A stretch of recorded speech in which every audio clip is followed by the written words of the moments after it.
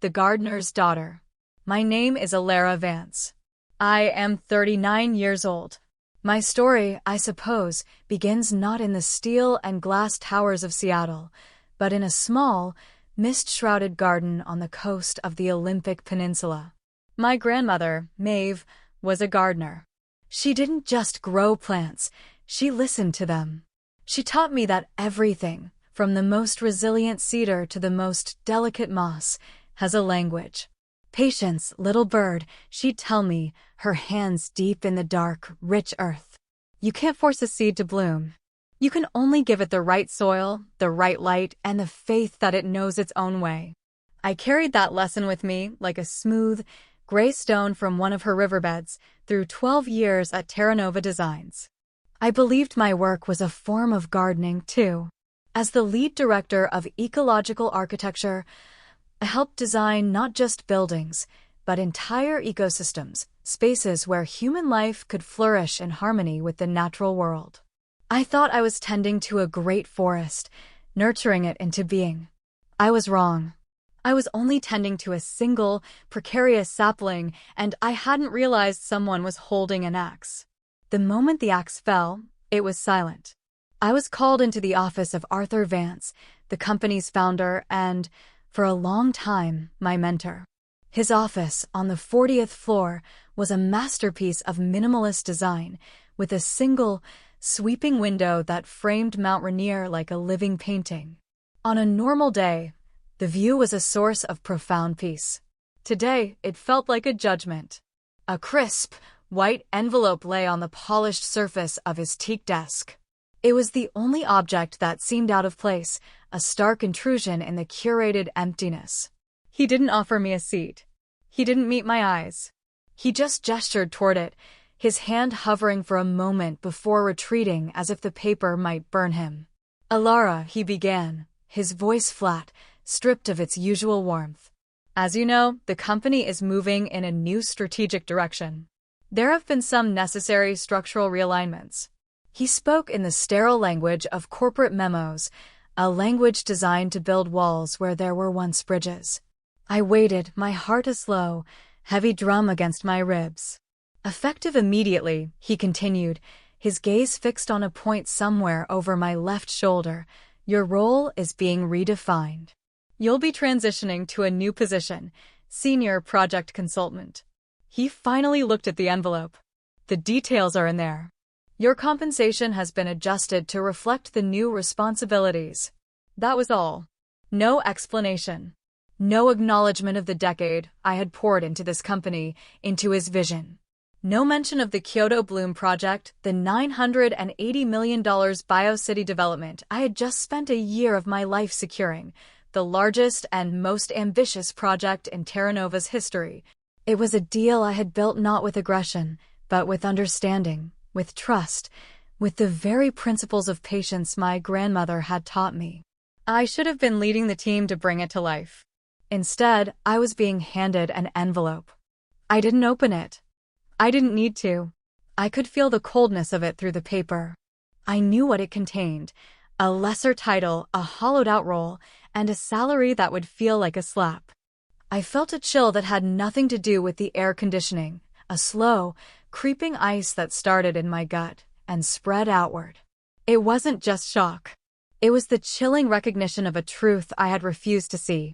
Just 20 minutes earlier, I had been standing outside this very door, my notebook open, my mind filled with plans for the project's first phase: soil remediation, native plant sourcing, community integration workshops. The door had opened, and Claire had walked out. She was young, barely 30, with a smile as bright and polished as the city's skyline. She was brilliant with presentations and politics, a master of the optics I had always found so tiresome. I had mentored her when she was an intern, admiring her drive, but quietly worrying about her lack of depth, her tendency to see the forest as a collection of profitable timber rather than a living system. She was bouncing on the balls of her feet, radiating a nervous energy that looked like pure triumph. Arthur followed her out, and he was laughing, a genuine, unguarded laugh I hadn't heard from him in months. He clapped her on the shoulder, their movements easy and familiar. They were a team. Neither of them saw me standing there, a ghost in their new reality. Now, I understood. The letter on the desk hadn't been written today.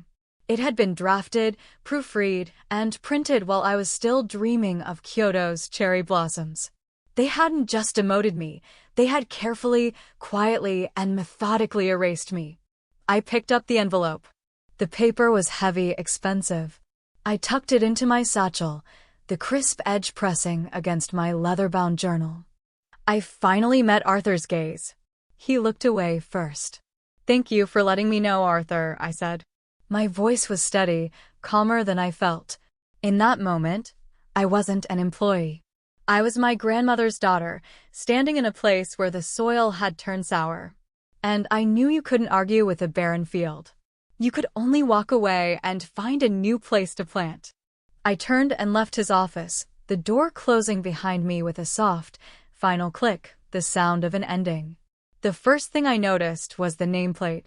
Or rather, the lack of one. The brushed aluminum plaque that had read Elara Vance, lead director, ecological architecture, was gone. In its place was just the smooth, frosted glass of the door, smudged with the faint outline of where it had been. It was as if my 12 years at Terra Nova had been wiped away with a cleaning cloth. I stood there for a long time, my hand hovering over the handle. My office, the space I had filled with books on biomimicry, with maps of watersheds, with pots of ferns and a small, framed photo of my grandmother smiling in her garden, was no longer mine. To knock would be to ask for permission to enter my own past. To grieve felt like a luxury I couldn't afford. A young man from the marketing department, his arms laden with 2 trays of coffee, paused as he passed. He did a slight double-take, his brow furrowed in vague recognition. "Can I help you find someone?" he asked, his tone friendly and innocent. He didn't know he was looking at a ghost. I managed to smile, though it felt brittle, like a dried leaf. "No, thank you," I said softly. "I know exactly where I'm going." I turned from the door and walked toward the elevators, the word consultant echoing in my head.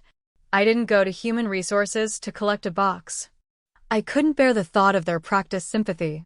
Instead, I went back to my old desk one last time, after hours, when the floor was quiet and the only light came from the city glowing outside. My personal effects were already packed in a standard-issue cardboard box on my chair, labeled with my name in a neat, impersonal hand.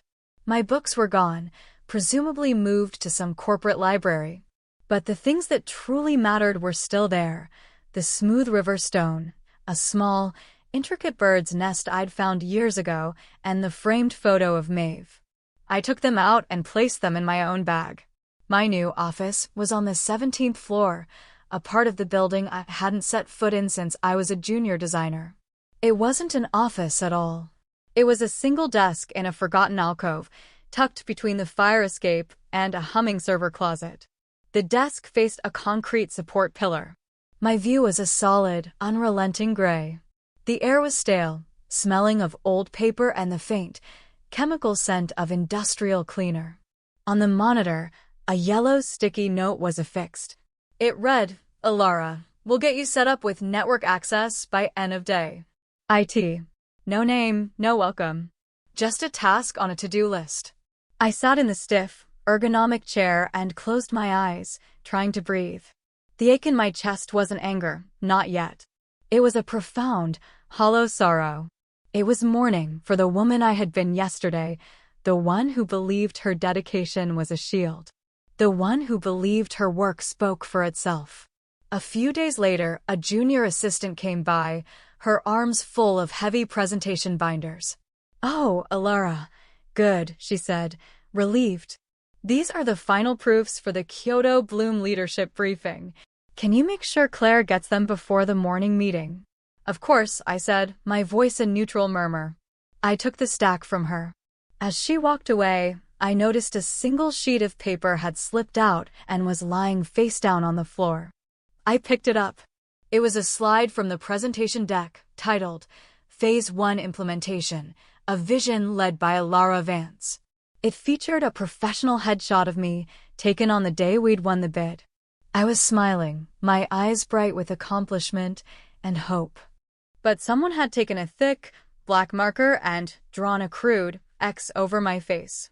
Beneath it, in hurried red pen, were the words, "Replace with C. Jennings photo." I sank back into my chair, the paper trembling in my hand. It was one thing to be demoted, to be moved. It was another to be so callously, so completely crossed out. I looked at the binders on my desk. I opened one. The project I had conceived, the strategy one had crafted, the words I had written, it was all there. But on the color-coded tabs that lined the pages, the small, neat EV I used to initial my work had been covered over with a thick, assertive CJ. I closed the binder, the snap of the plastic rings echoing in the small, silent space. I didn't cry. The sorrow had hardened into something else, something cold and heavy, like a stone in the pit of my stomach.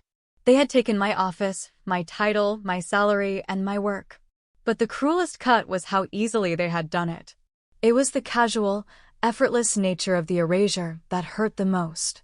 It told me everything I needed to know. In their eyes, I had never truly been there at all. The memories came back not in a flood, but in a slow, relentless tide, washing over me in the quiet of my gray alcove. I remembered the year leading up to the Kyoto deal.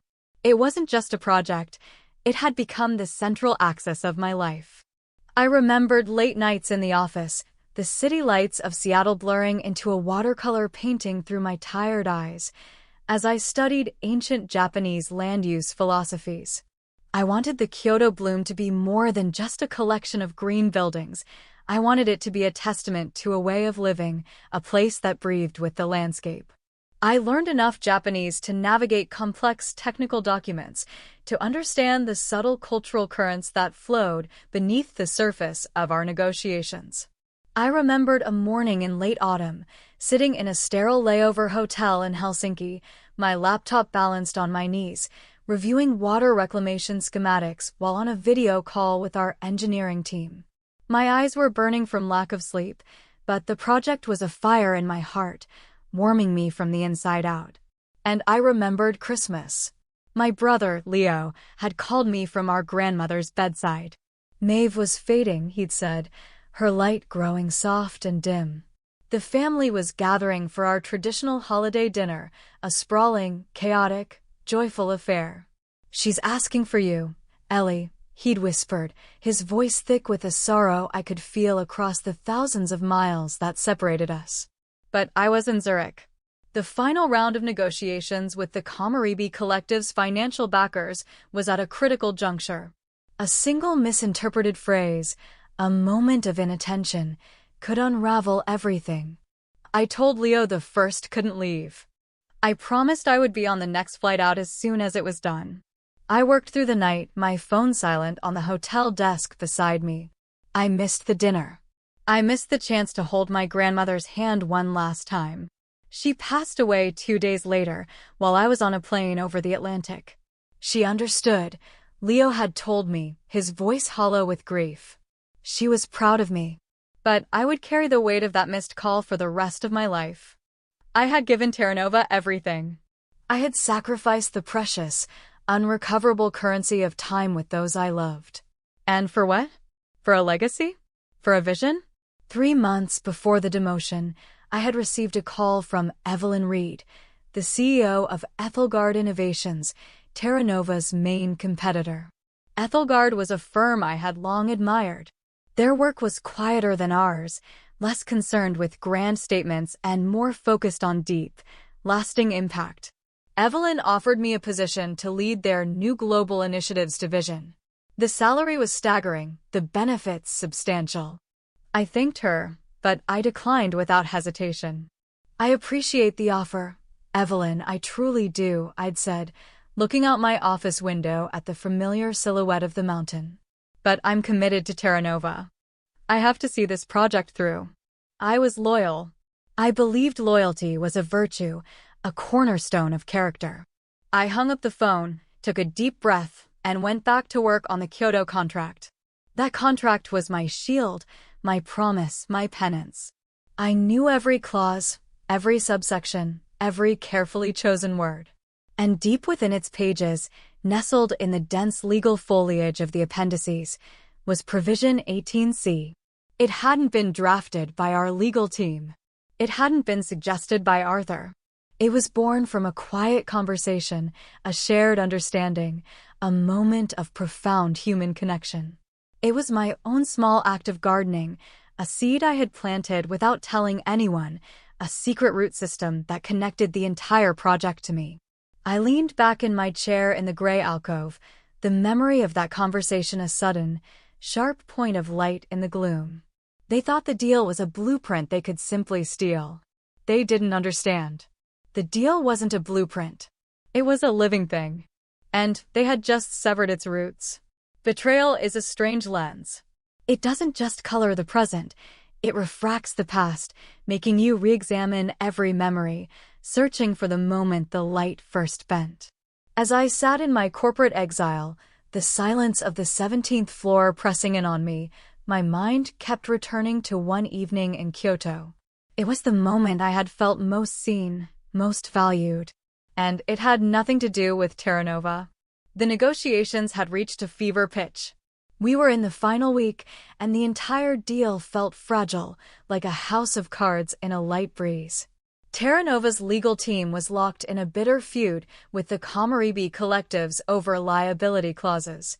Our engineers kept submitting revised material specs that threw the budget into chaos. Arthur, communicating via tense, early morning video calls from Seattle, was growing impatient. He saw the finish line and wanted to sprint, but I knew the ground was still uneven. I could feel the threads of the deal fraying, threads that only I, it seemed, could see. That Friday evening, my phone buzzed with a text from a number I didn't recognize.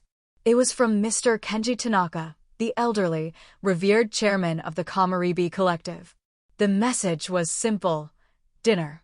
Just the two of us. No agenda. My favorite small place near the Gion district. 7 p.m. I was exhausted. My desk was piled high with unresolved drafts.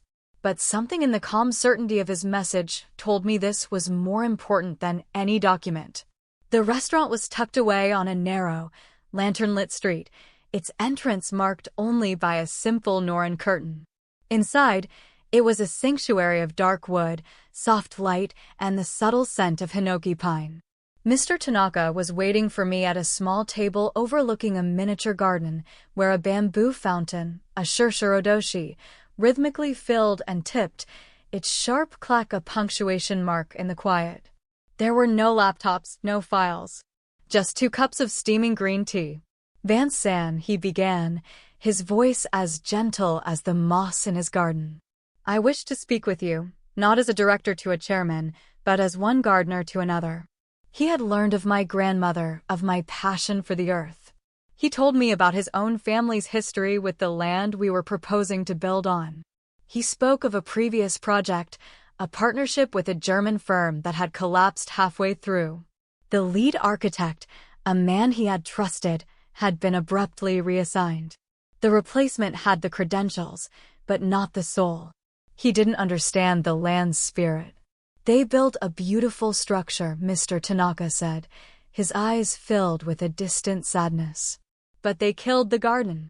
It cost us more than money. It cost us a piece of our history. He then looked at me, his gaze direct and deeply perceptive.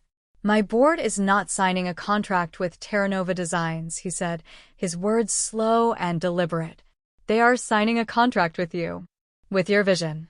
Your integrity. If you are not there to see the seeds you have chosen put into the ground, then for us, the ground is barren. The deal does not exist. In that moment, I felt a sense of validation so profound it almost brought tears to my eyes. It wasn't praise for a job well done. It was something far deeper. It was trust. The kind of trust that grows slowly, like an ancient tree. I bowed my head slightly. Tanaka-sama, I said, my voice thick with emotion. I will be there. I will see it through to the end. When I returned to my hotel room that night, a simple, cream-colored envelope had been slipped under my door. Inside was a single sheet of washi paper, covered in elegant, deliberate calligraphy. The note read, "To the one who listens to the land. A garden's truest strength is in the hands of the gardener who tends it. We do not forget those who carry such responsibility with grace. K. Tanaka." I had tucked that letter into the back of my journal, a private treasure. No one at Terra Nova had ever seen it. They wouldn't have understood its significance. But now, in the gray stillness of my demotion, it was my anchor. They could remove my name from a door and cross my face from a slide, but they could not take away that night. They could not rewrite the memory of being truly seen. And they had no idea that my promise to Mr. Tanaka was now codified, quietly and irrevocably, as Provision 18C, the Integrity Clause. It stated, in simple, unambiguous language, that all ecological and community integration phases of the project required the direct, on-site oversight of Alara Vance. In the event of her reassignment, the Kamaribi Collective reserved the right to nullify the agreement in its entirety. The days that followed my move to the 17th floor were a study in quiet endurance. I arrived at the office at 8:30 every morning, my posture straight, my expression serene. I knew they expected me to resign in a storm of fury or fade away in a quiet cloud of humiliation. My calm persistence was something they hadn't anticipated. It was a form of resistance they didn't know how to interpret. Claire would sometimes walk past my alcove on her way to the coffee machine. She never spoke, but I would catch her sideways glances, a flicker of uncertainty in her bright, confident eyes. I offered her nothing in return, no bitterness, no anger, but also no reassuring smile. I simply existed, a quiet, immovable fact she couldn't ignore. Arthur's office door, once always open to me, was now perpetually closed. I saw his reflection in the hallway's glass panels sometimes. He would look at me for a split second before his eyes would dart away. I did not chase them. I did not demand meetings or explanations. The time for words had passed. Instead, I turned to my computer and began my own quiet form of gardening. I wasn't looking for a new job. I was tending to my network, a web of relationships I had cultivated over years with care and respect. I sent emails to old colleagues, landscape architects, water systems engineers, community organizers I had worked with on past projects. I didn't ask for help. I asked about their lives. I asked about their work. I sent a note to a former Terra Nova urban planner, now leading a team at a small firm in Portland, asking how his daughter's first year of college was going. I emailed a hydrology expert in Vancouver, sharing an article I thought she'd find interesting about riparian zone restoration. I wasn't planting seeds for my own benefit. I was simply tending to a garden I had long neglected in my devotion to Terra Nova. I was remembering that my ecosystem was larger than this one company. One Thursday, during my lunch break, which I took by the window at the end of the hall, my phone rang. It was an unfamiliar Seattle number. "Am I speaking with Alara Vance?" a woman's voice asked. It was warm and professional. "Yes, this is she," I replied. "My name is Dr. Anya Sharma. I'm an independent consultant specializing in cross-cultural project management. I've just been retained by the Kamaribi Collective to review the final Kyoto Bloom Agreement." I straightened up, my sandwich forgotten. "I see. I'm looking at Provision 18C, she continued. "It's unusual. I believe it was your edition." "It was," I said carefully.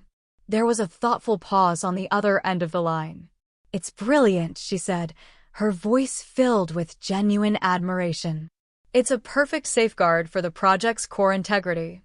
It's written with the simplicity and force of a promise, not a legal technicality.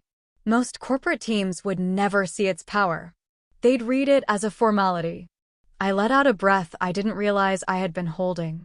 It was a wave of pure relief. Someone else saw it. Someone else understood. "They're walking into this blind, aren't they?"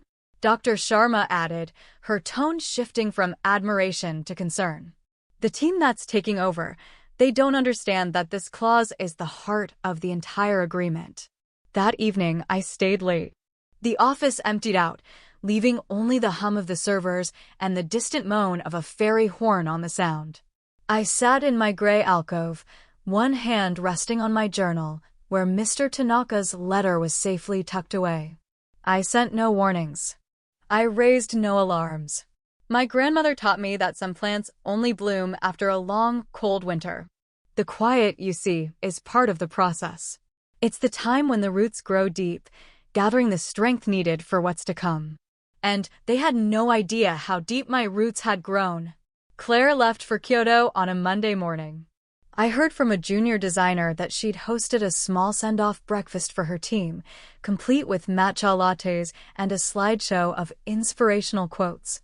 She strode through the Seattle-Tacoma International Terminal, I imagined, with the unshakable confidence of someone who believes they have already won.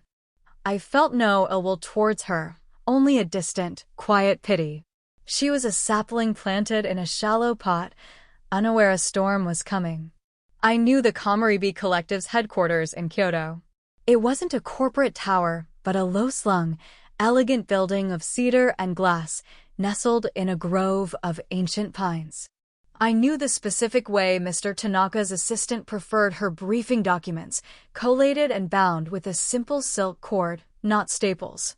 I knew that the formal meetings always began with a silent, contemplative moment of tea. These were the details, the human elements, that formed the true foundation of the deal. They were details I was sure Claire, in her rush to impress, would overlook. The first sign of trouble arrived at Terra Nova headquarters on a Wednesday afternoon, Seattle time. It wasn't a dramatic explosion, but a single, chillingly precise email from the Kamaribi Collective's legal counsel. It was addressed to Arthur, the entire executive board, and the legal department. Claire was CC'd. The subject line was simple: Kyoto Bloom Project, clarification on Provision 18C. The body of the email was brief and formal. Pursuant to Provision 18C of the executed agreement, this contract is contingent upon the direct, on-site oversight of Ms. Alara Vance for all ecological and community integration phases. We were surprised to learn from Ms. Jennings that Ms. Vance is no longer in her role. We cannot proceed with any implementation meetings until this matter is resolved. We await your immediate clarification. No accusations. No anger. Just a calm, firm, and unbreachable wall. The news rippled through the office not like a wave, but like a tremor of a low vibration felt through the floors. No one spoke to me directly, but I saw it in the sudden huddles in the hallways, the way people would fall silent when I walked past. I heard my name whispered in the break room, a question mark hanging in the air. The comms department, I later learned, had drafted a hasty press release framing it as a minor personnel transition and a strategic realignment of leadership. An hour later, Arthur personally ordered the draft and all related emails to be deleted. No coverage, he'd commanded in an all-caps email to the department head. Not a word. But it was too late. The thread had begun to unravel. I didn't have to be in Kyoto. I didn't have to raise my voice. I just had to wait and to trust in the seed I had planted. By the end of the day, my inbox, which had been silent for weeks, began to fill. The emails were not addressed to me, but I was forwarded on the chains, a silent witness to the rising panic. Urgent. Need background on 18C. Legal. Did Alara draft this clause? Why wasn't it flagged? Arthur, we need a response for the board ASAP. I was the ghost at their feast, the name they couldn't say but couldn't escape. Claire did not return my gaze the next morning. Robert did not call. But I heard from the same junior designer that she had been seen leaving the executive restroom, her eyes red and swollen. I didn't take any pleasure in her pain. I simply observed. I had done nothing but be remembered for the work I had done. They had done everything to be forgotten. And now, they were standing before a locked door, holding a key that no longer fit. The following morning, the panic on the 40th floor was palpable. I could feel its frantic energy even down in my quiet corner. The sound of hurried footsteps, of hushed, sharp conversations through half-open doors. Arthur had called an emergency board meeting.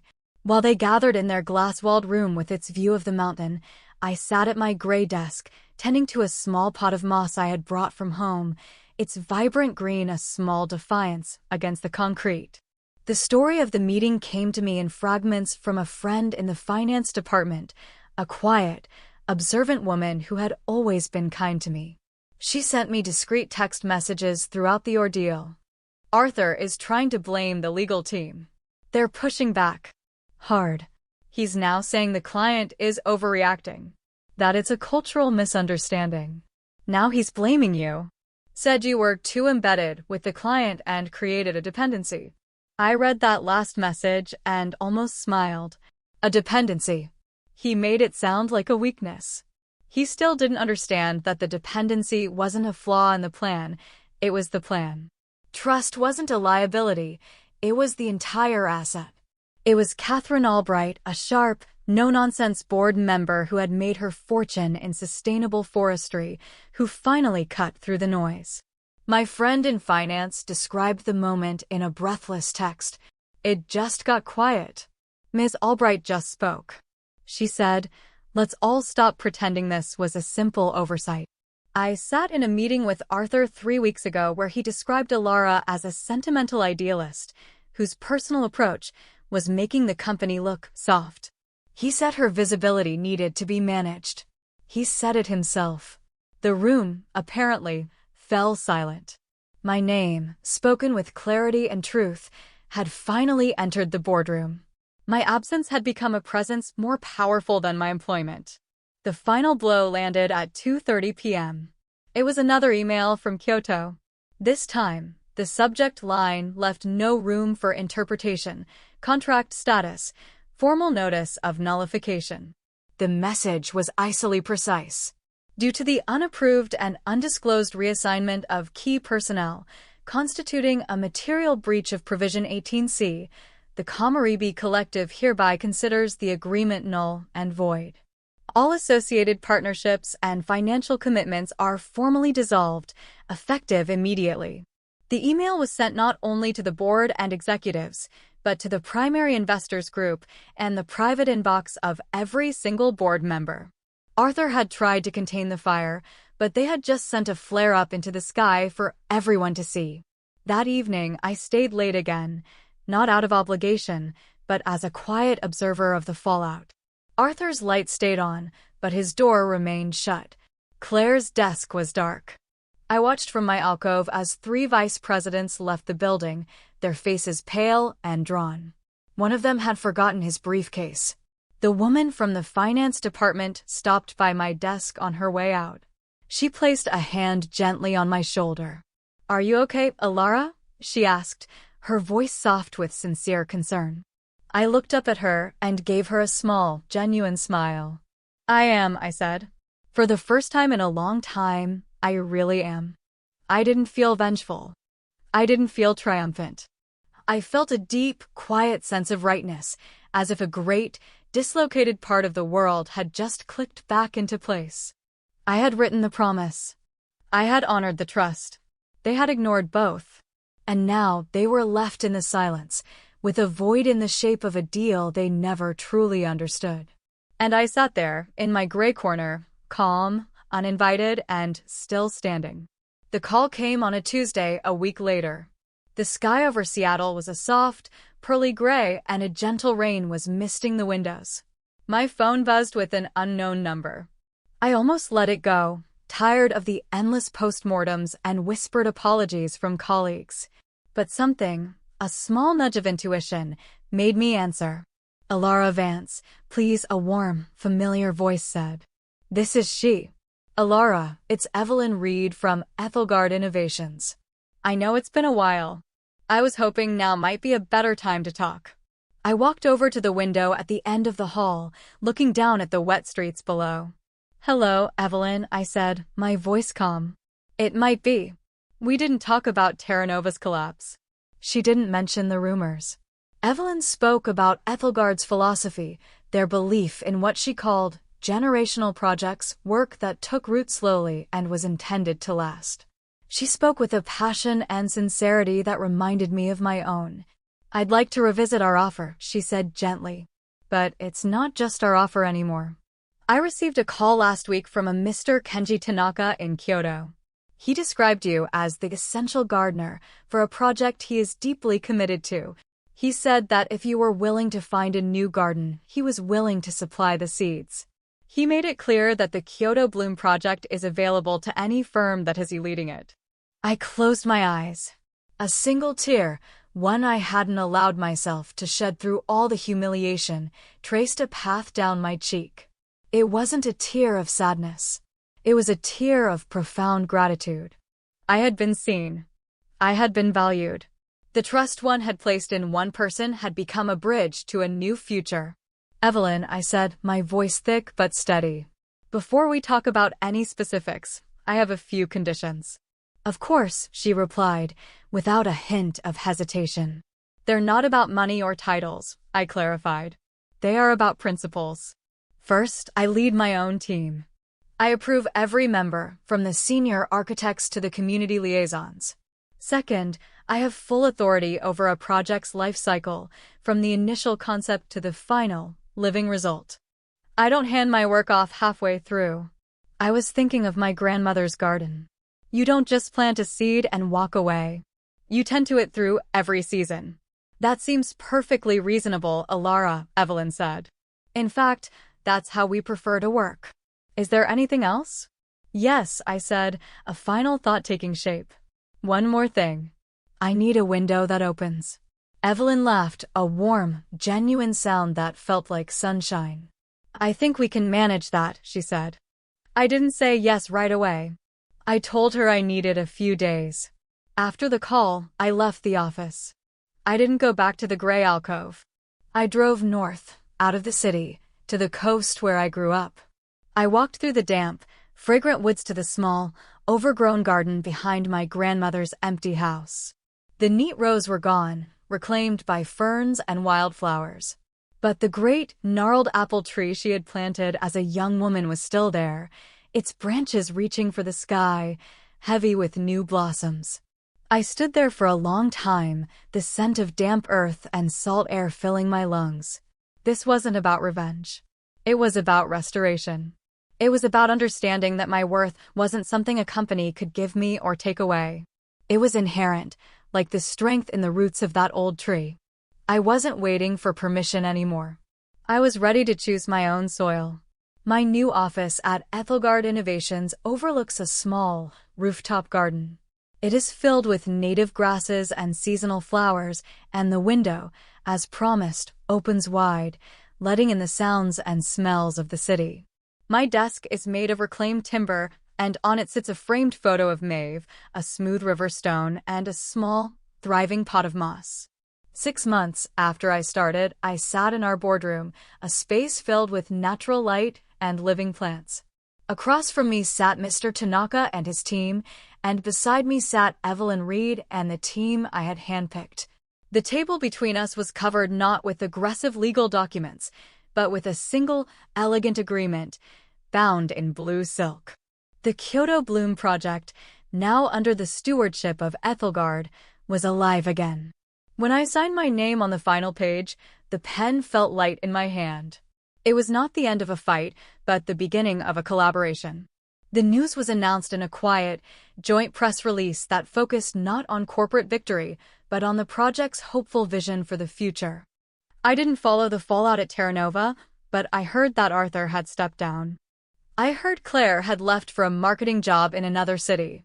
One afternoon, a text message appeared on my phone from a number I didn't recognize. It was from her. Alara, I'm so sorry. I didn't understand. I looked at the message for a long moment. I thought of the X over my face, the sting of betrayal. But then I thought of her, young and ambitious, caught in a system that taught her to value power over people. I typed back a simple reply, I hope you find a garden where you can grow. Be well, Claire. I sent it, and then I deleted the conversation. Some grounds are best left untended.